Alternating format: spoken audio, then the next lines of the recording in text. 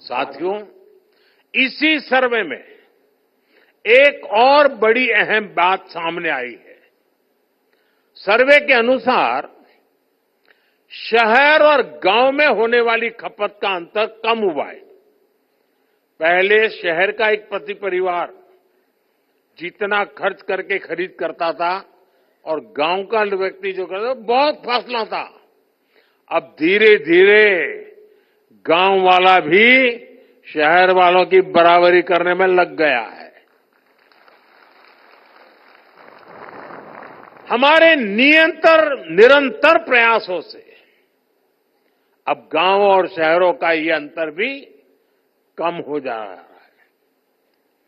ग्रामीण भारत में सफलता की ऐसी अनेक गाथाएं हैं जो हमें प्रेरित करती है। साथियों, आज जब मैं इन सफलताओं को देखता हूं तो ये भी सोचता हूं कि ये सारे काम पहले की सरकारों के समय भी तो हो सकते थे।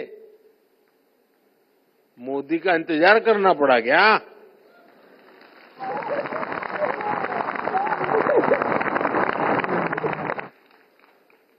लेकिन आजादी के बाद दशकों तक देश के लाखों गांव बुनियादी जरूरतों से वंचित रहे।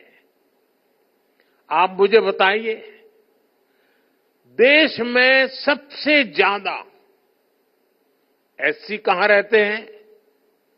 गांव में। एसटी कहां रहते हैं? गांव में। ओबीसी कहां रहते हैं? गांव में। एससी हो, एसटी हो, ओबीसी हो, समाज के तबके के लोग ज्यादा से ज्यादा गांव में ही अपना गुजारा करते हैं। पहले की सरकारों ने इन सभी की आवश्यकताओं की तरफ ध्यान नहीं दिया। गांव से पलायन होता रहा, गरीबी बढ़ती रही, गांव शहर की खाई भी बढ़ती रही। मैं आपको एक और उदाहरण देता हूं।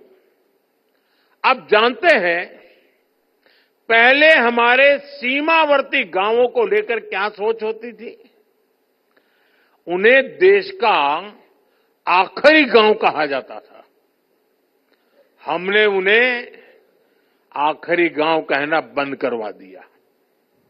हमने कहा, सूरज की पहली किरण जब निकलती है ना, तो उस पहले गांव में आती है, वो आखिरी गांव नहीं है। और जब सूरज डूबता है तो डूबते सूरज की आखिरी किरण भी उस गांव को आती है जो हमारा उस दिशा का पहला गांव होता है। और इसलिए हमारे लिए गांव आखिरी नहीं है, हमारे लिए प्रथम गांव है। हमने उसको प्रथम गांव का दर्जा दिया। सीमांत गांवों के विकास के लिए वाइब्रेंट विलेज स्कीम शुरू की गई। आज सीमांत गांवों का विकास वहां के लोगों की आय बढ़ा रहा है। यानी जिन्हें किसी ने नहीं पूछा, उन्हें मोदी ने पूजा है।